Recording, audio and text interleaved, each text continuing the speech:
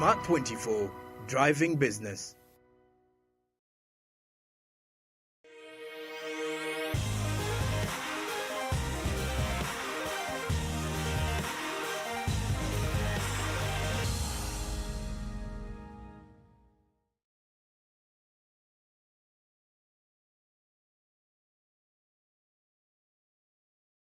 Dear viewers, we continue with our sensitive discussion. The economic integration of East African community, the advocacy for all of us, we appreciate that it intends to look at how we can widen the opportunities of the partner state citizens. This is not for the leaders, for the citizens, how they can reasonably benefit from this coming together now of 7 states. In the first session, we were looking at the background of the dilemma we have gone through for some time. And Dr. Clark Sembo will be now taking us through, in an analytical way of both the politics and the economics, how best can we utilize the very opportunity. And all this ranging for some time, whether we can be able to move forward, looking ahead, not only looking backward. It's a pleasure to have you again. Thank you so much, Doctor. And also just to say that they say that when you fall, don't take it as that you are a failure. You take it as a learning. You learn from it and then improve. Let me first interrupt you. Don't you think it is like they're saying, I'm a historian and you may also be part of your previous knowledge? Yes. That Napoleon had learned nothing, the Bourbon monarch had learned nothing. Yeah, the Bourbon monarchy. The French history, right? Yes. And had forgotten nothing. 1964, we saw the 1917, the downfall of the East African community with 3. Yeah. 1999, we ran into 2000, now we revive the East African community. Yes. A good progress has been made. We appreciate the head of states to have now convinced others to be 7. Yes. I don't take that for granted. Yeah. But in the process of it, it seems for the last 20 years, 2000, 2003, M23, one of the challenges before we added on the Democratic Republic of Congo, remains a challenge. The honest of leaders, some political analysts, they continue to question it. Yes. Some, they got the Democratic Republic of Congo before it became one of the 7. Yes. And 2003, right? We found that the 2 countries, they ended up into a fight of economic resources. Yes. Right now, to the understanding of many, they know that Democratic Republic of Congo having resources, the existing foreign forces are attached also to plundering of resources. Yes. We would like now to establish the honest and truth in this, because the moment you don't put truth here on the table, we will not see the reality of how to solve the challenge. Let me just pick it from there, that the Bourbon monarchy forgot nothing, learned nothing. And they ruled Europe for over 400 years. They were thrown out, but when they came back in the other dynasty of years that followed, they went back to the same of what had kicked them out of power. Now, if we saw why the East African community collapsed and we don't learn from it, history repeats itself. Some people say it's just a saying, but it does. And there are already 23 years plus of signs of that. Remember that there are many factors and parties involved in this. D.R.C. is a francophone country, originally colonized by the Belgians, right? Uganda is a British colony. Tanzania initially Germany, then turned to British. Rwanda French, Burundi French. Of course, the times have changed. That Rwanda has reverted to English and has even joined the Commonwealth. Now, all these are dynamics that our viewers need to follow and understand. That history can always repeat itself. how did the mighty former, rest in peace, president of Uganda, E.A.C, attack Tanzania? Where did the force come from? Does Uganda manufacture arms? They don't. Where did he get the arms to go into Tanzania and start occupying territories? An external force must have been involved. An external force. Now, backup force. in the retaliation, which included bringing in the government of the late Dr. Milton Obote, yeah, Tanzania retaliated. Does Tanzania manufacture arms? No, they don't. No. So who was behind that? Probably the colonial masters. The backup Probably support there's a backup somewhere. In what we call, in history, we call it the arms race. There's a race, you know, like to strengthen armies, but there's a manufacturer who's gaining from it. And they always play a big role in fueling war and crisis in order to make those sales. Now we are linking it to economics. Yes. You don't make arms in order to keep them in an armory. You make them to be used. To be used, a gun is a gun. What is what are you selling with a gun? Are bullets. If bullets are not moving, because You're not selling. you're not selling. It's just like you make a car and the car is parked. Where are you going to sell the fuel or the electric steel you've made for electric cars? The car has to move. You have to create a reason for the car to move. You get it? So what we are getting at is that we wouldn't say that there is no foreign, the foreign, what should I call it? Let's say intervention. We'll say that the foreign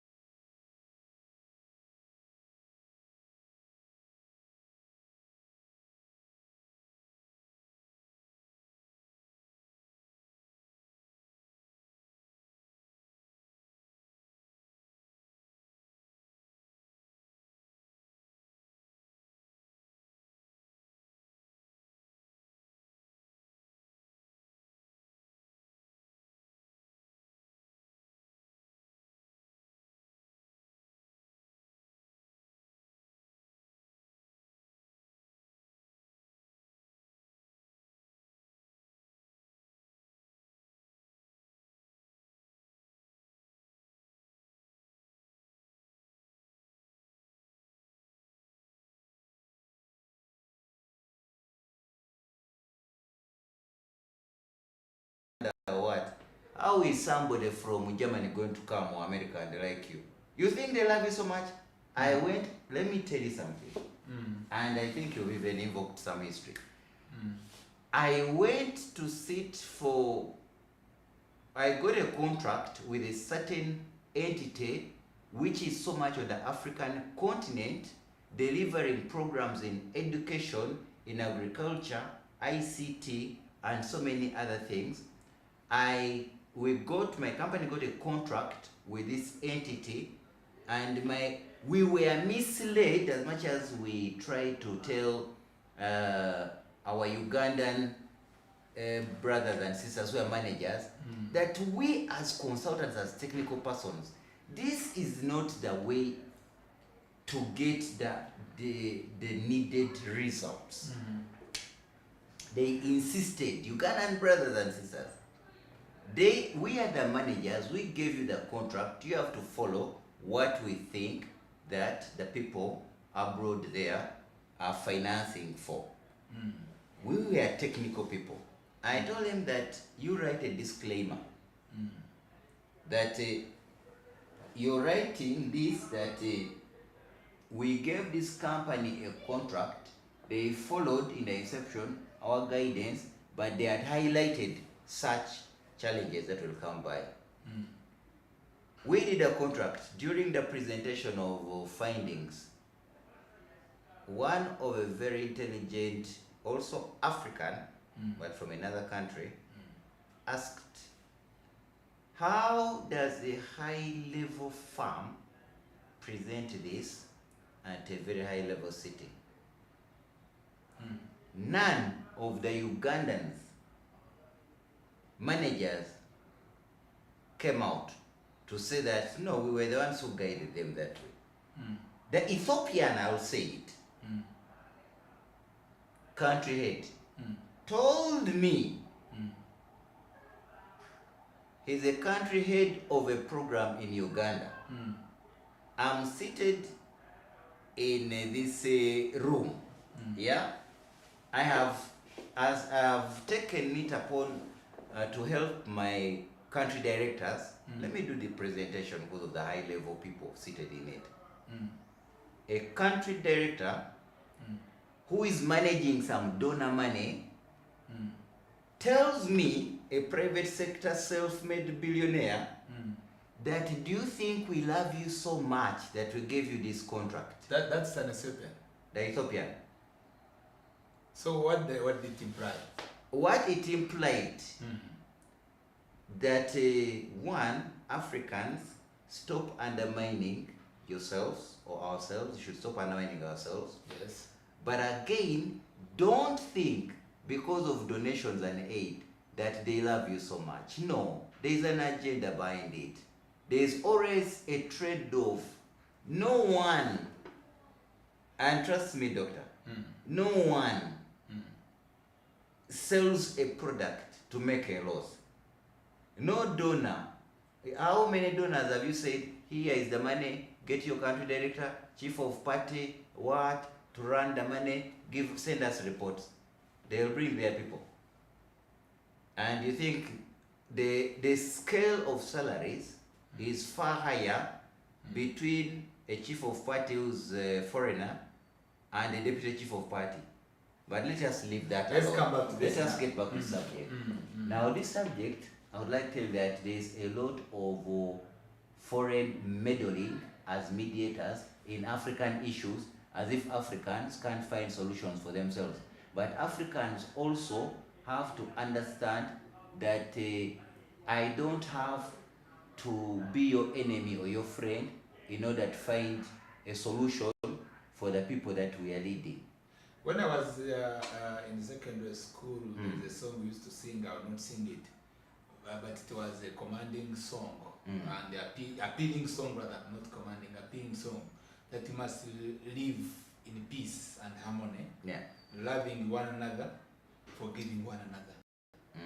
And now, in most cases, what has happened with us, even at each partner state question of governance, the failure to manage our national issues and finally the regional issues has always given a platform for what we call the foreign intervention or interference into our politics. Here is a question now of which we want to have a way forward. Yes. The long time existence of the M23 that is associated with the Banyamulenge, who has a background as per tribal alignment to Rwandese.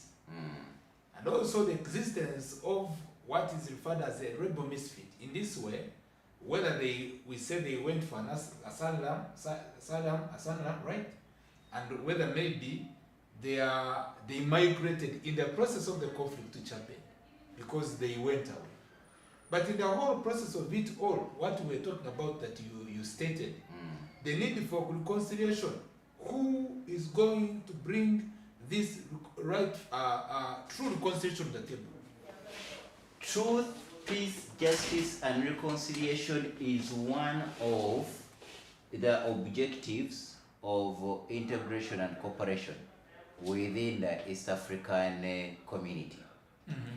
Because if there is still the M23, the ADFs, the LRAs, and they are still feeling aggrieved, let's say M23, which you've quoted there, and they are still feeling aggrieved, there are certain trade areas you're never going to cross.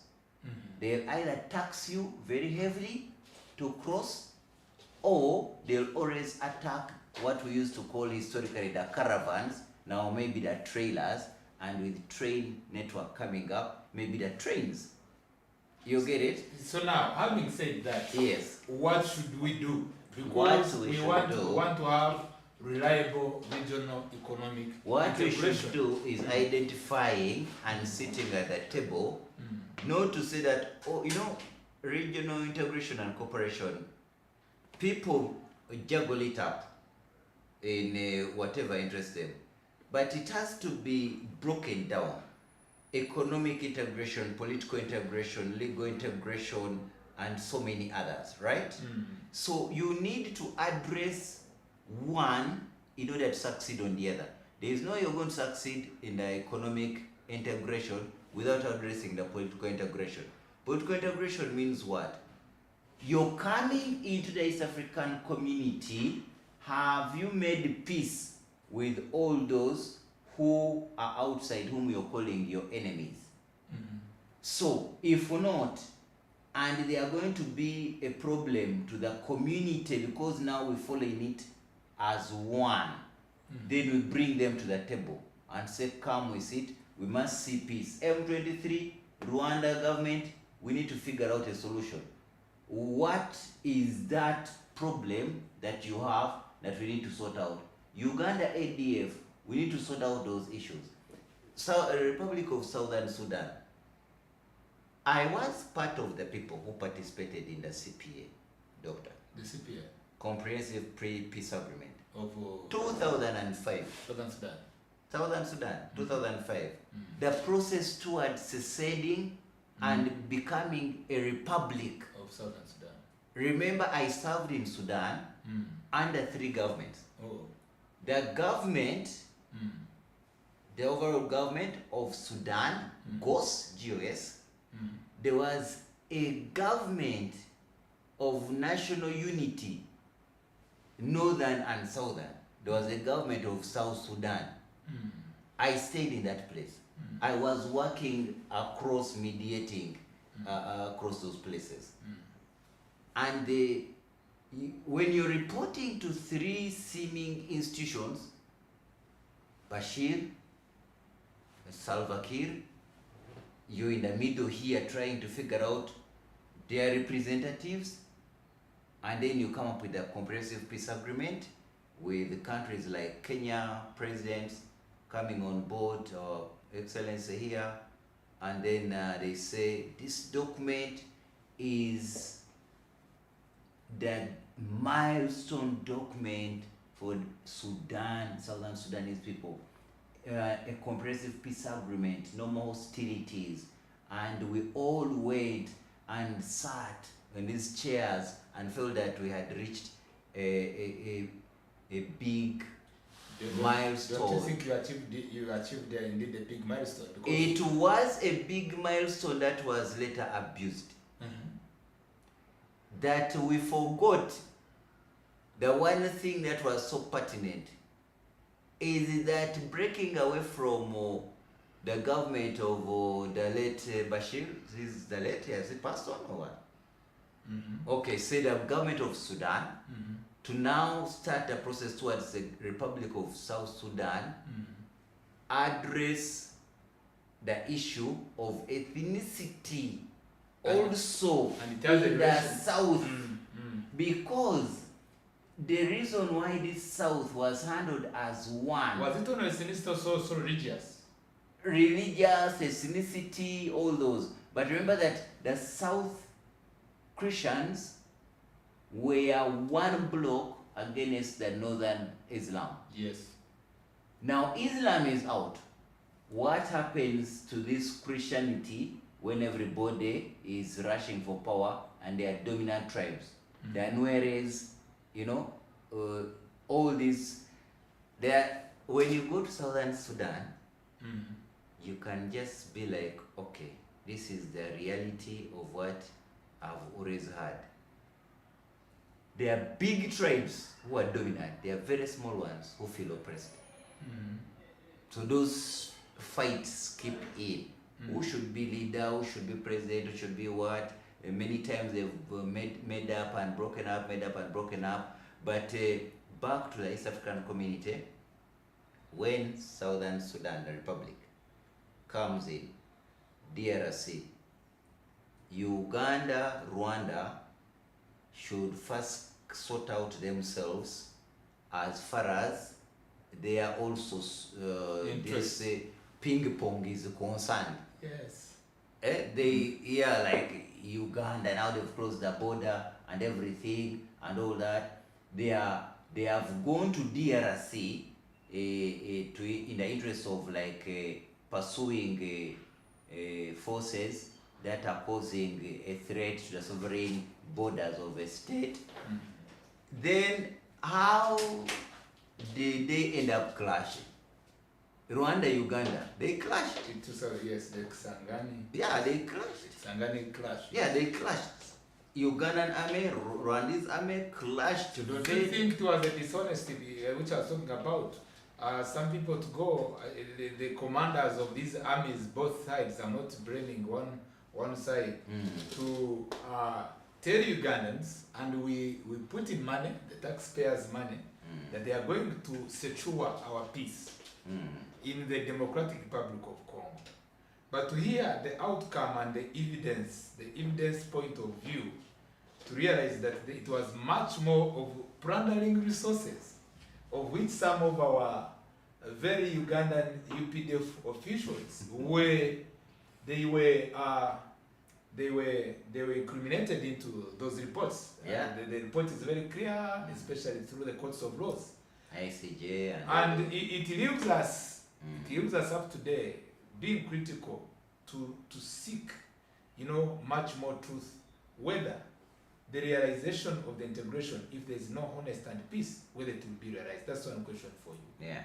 Then number two, how can we have a conflict resolution that has stayed on between the so-called M23? It's not so-called, it's there. It is there.